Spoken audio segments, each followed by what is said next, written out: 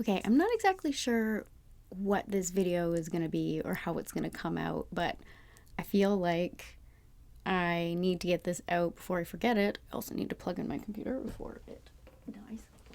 Um, but if you don't know me, I'm Andrea. I'm trained as a therapist. I work as a coach. I am a professional tarot reader, professional DJ. I do many things. But I want to talk about, how do I even start? There's so many things I want to talk about.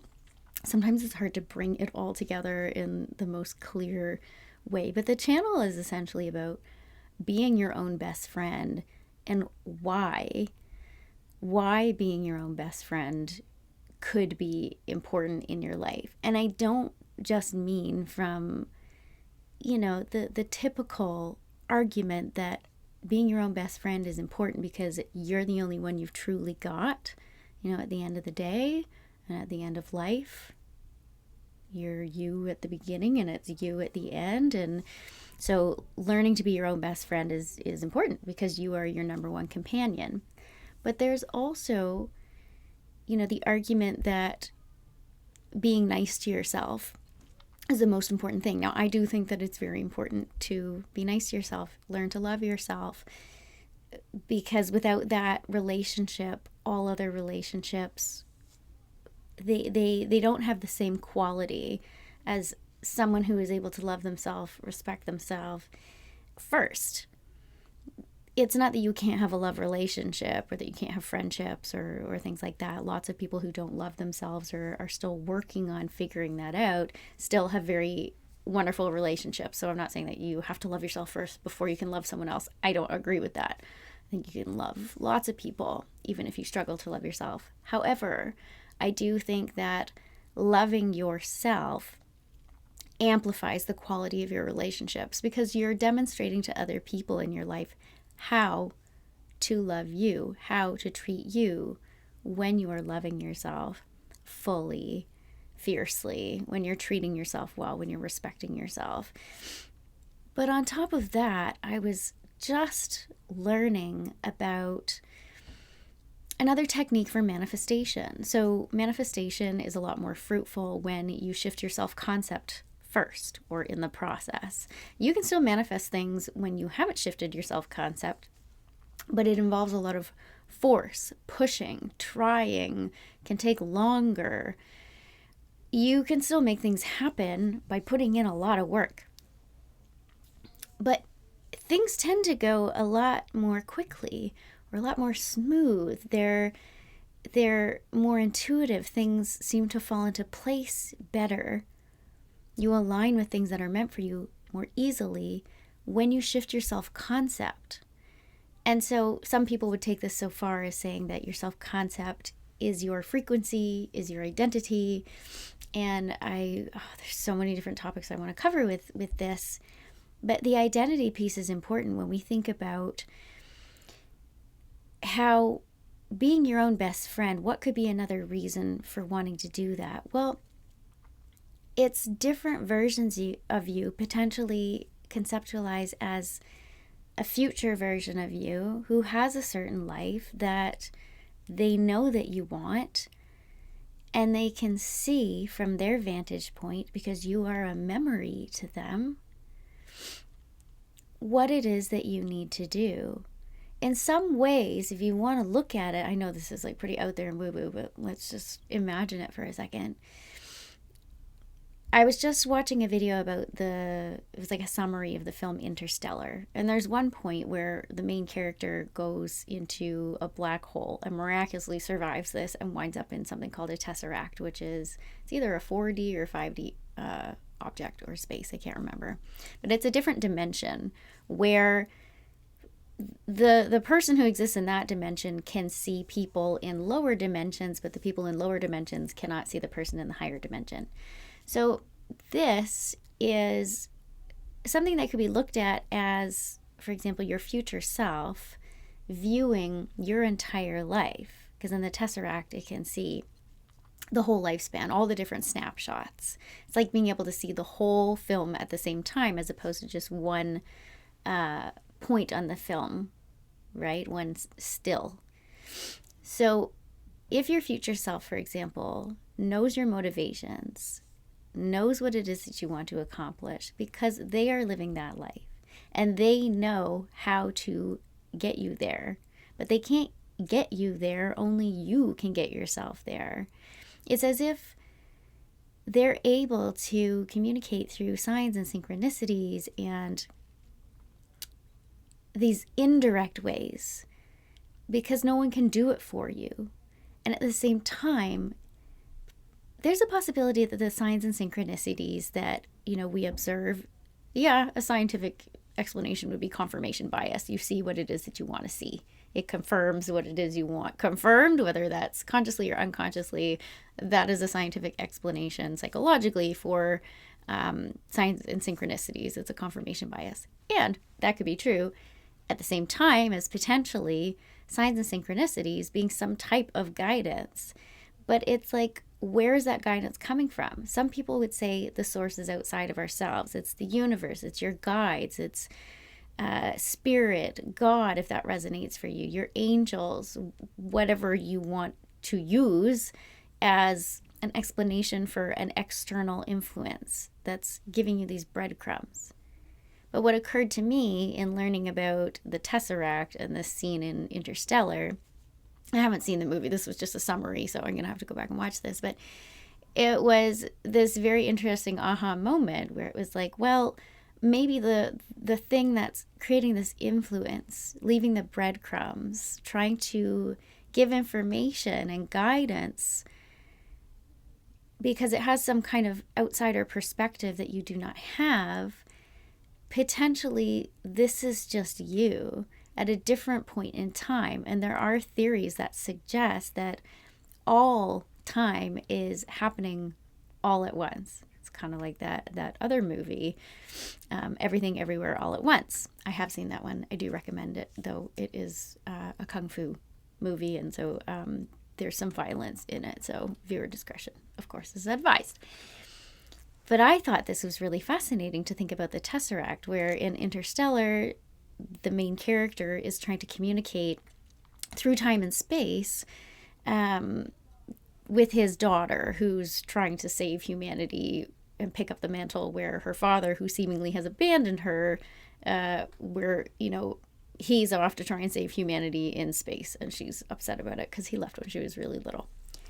He goes into this, sorry, I'm giving all the spoilers, but he goes into this black hole, winds up in the Tesseract, and he can see her, but she cannot see him. And he is trying to communicate really vital information that can help her ultimately complete the mission of saving the world. But he has the information because he has gone on this journey. He's in the future in some capacity, but also kind of stuck in time where she continues to age. All of that's very complicated. But my point is, becoming one's own best friend could not necessarily just be in this present moment, but also becoming acquainted with and becoming good friends with future versions of you and past versions of you. If you can become friends with your past, forgive yourself, heal those things by recognizing that you in this moment, in reflecting on the past, it's as if you're able to give that healing, that guidance, maybe the signs and synchronicities to that past version of you.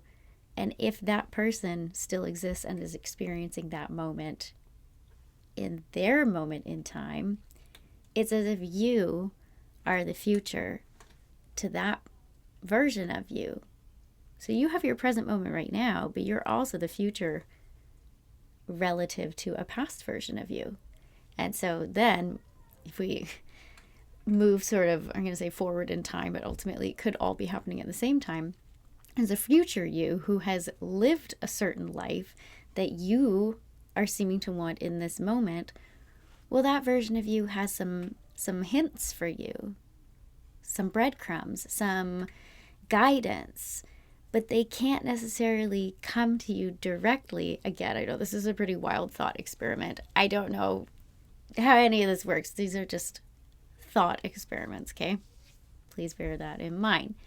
But if you can imagine this, the future self is not only embodying the future or what relative to you in this present moment would be the future, but they're also existing in the present moment simply as a different version of you, having lived out what they perceive as the present moment or even their past, because they've already done it, but you haven't done it yet because it's your future. I know it's getting really trippy. Hopefully you're following this. It would really make a lot of sense for you to befriend yourself. This is one of the reasons why I say that learning about manifestation has been one of the most interesting and healing experiences that I've ever had. And I'm trained as a therapist. But the thing with manifestation is that much of this is still based in theory, quantum theory, scientific theory. A lot of it is psychology and mindset and using intentional visualization, working with the unconscious, your imagination as well. And evidence grows very slowly, but it has yet to catch up with many of these ways of thinking or these hypotheses about how time, space, reality works, right?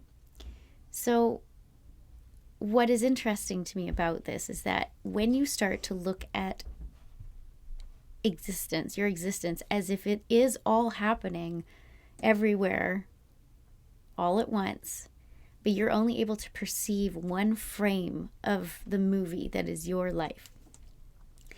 This allows you to create almost like a level of healing that maybe you've struggled with,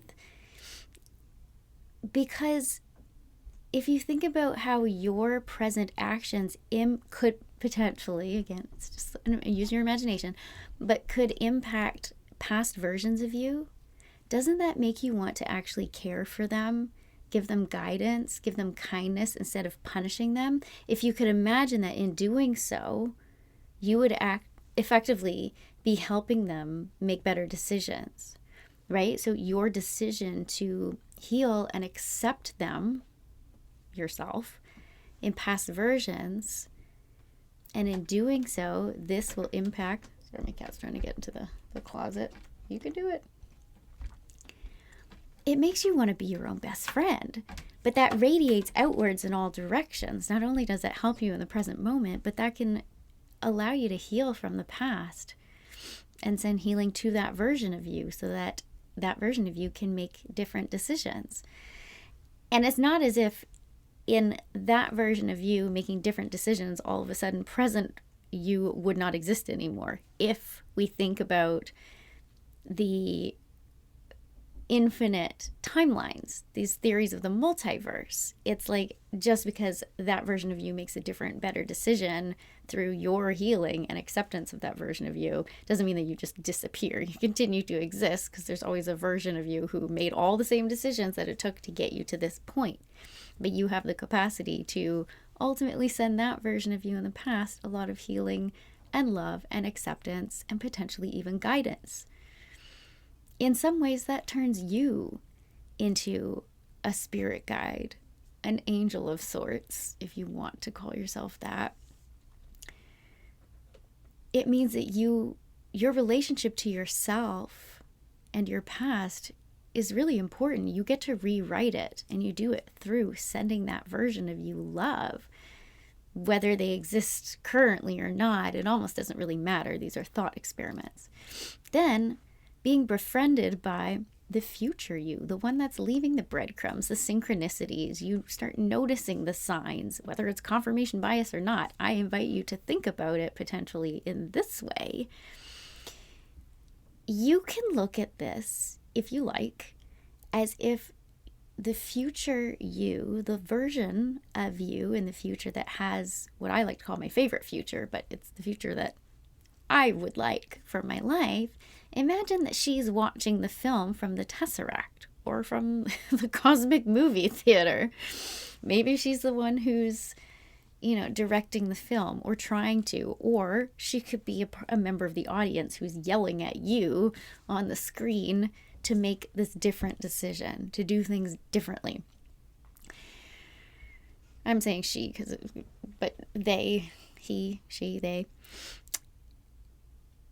they're watching this and they're able to watch the whole film, but they're focused on you in your scene and wanting you to make a different decision. And so they're offering guidance in some capacity, but they can't communicate directly because in some ways, ooh, itchy nose. Oh, that's always, they say that having an itchy nose is a sign that you're channeling something. I always wonder if it's just because I have a long-haired cat. Sorry. Super itchy. Imagining that this version of you, whether you accept yourself and love yourself right now, that future version of you loves you so much, like you don't even know. You don't even know. You wouldn't even be able to handle or fathom how much that future version of you loves you. And they love you so fiercely that they refuse to give up on you and this future that by some miracle they have achieved. And they want you to get there. In some ways, assuming from this present moment that that future is inevitable is the mindset shift that directly connects you to that outcome. But then you need to start behaving in a different way. You need to show up differently, not just from trying and striving, but from knowing, from being connected to that version of you. Right? And it's a really interesting concept to think of being observed by a future you in the way that we can look at the past through our memories. But this future version looking at you on the movie screen and thinking about ways that they can help you as your best friend because they love you so fiercely and they want the best for you. That's why the signs don't really go away and the synchronicities keep bugging you and your intuition is telling you to pursue a certain thing even when it doesn't seem to make sense in the present moment. There's something to that. So surrendering to it, surrendering to the knowingness that there's goodness in this world for you and there's potentially versions of you, infinite versions of you that have your back. If you look at it that way and you don't just only assume guidance from, your spirit team. I call mine my spirit posse. But, your team, your angels, your guides, if you identify with that, whatever. Choose your word. Choose what resonates. It's different for everybody. But if you, a future you, or many future yous, is also on that team, sweet. That's awesome. Get to know them better. Find ways to get to know yourself, but within the context of future you. Develop that relationship. Let that self-love radiate in all directions in time and space. This sounds so woo-woo. But this is why I think manifestation and identity shifting, which is a part of manifestation, is so healing. It's incredible because it requires certain things of you.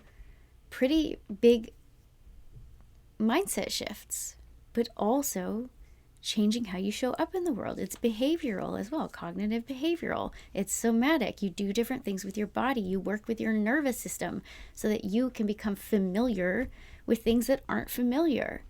You normalize something that you've never done before.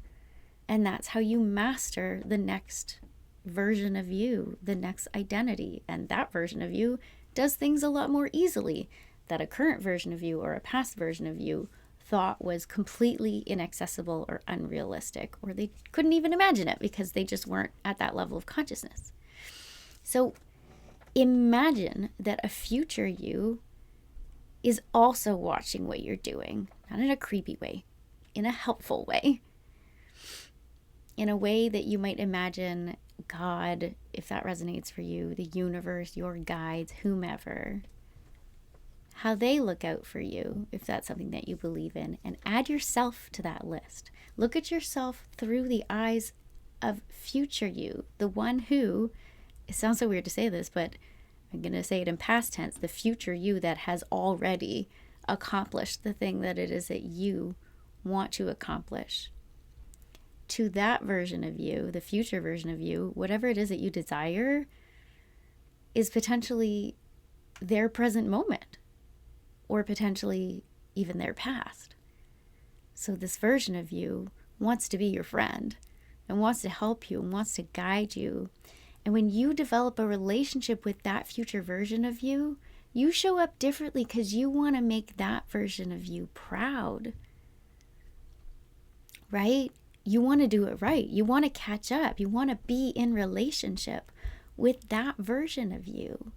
It's incredible how differently you're going to show up when you want to make that version proud. You want to catch up with them because they're your bestie. Like, I know you're out there somewhere in the time-space continuum.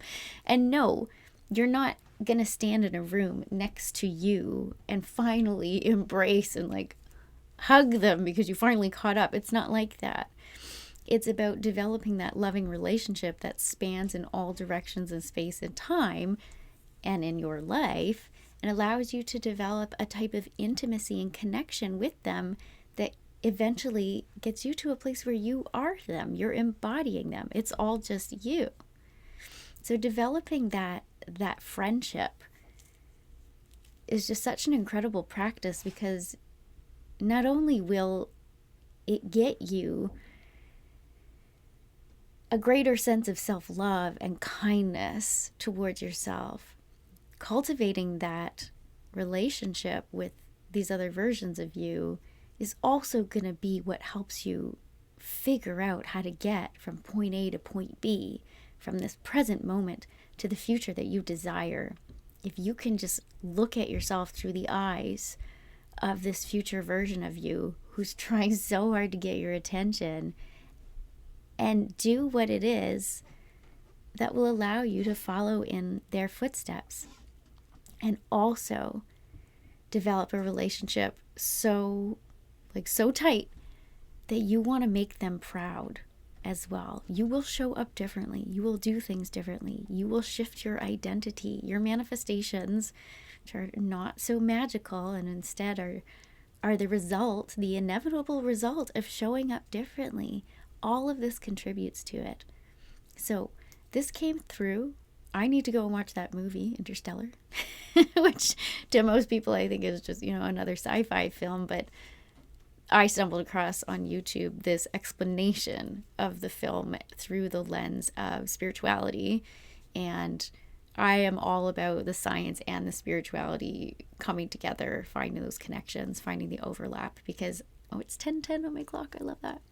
I think a huge part of what we perceive as being really out there and woo-woo and weird is simply quantum physics, quantum mechanics, things that, think about 1,000 years ago, or even just a few hundred years ago, we deemed certain things as witchcraft, or, you know what I mean, sorcery, when now, through contemporary science, we know that it wasn't. It was just things that we couldn't perceive with the naked eye, but now we have technologies that allow us to do that. So I don't think this stuff is actually that out there. There's already theories to suggest that time and space are potentially existing in a very different way than we can currently perceive.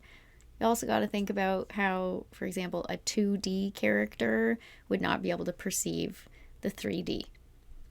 And we are 3D, and we cannot perceive something that exists in 4D.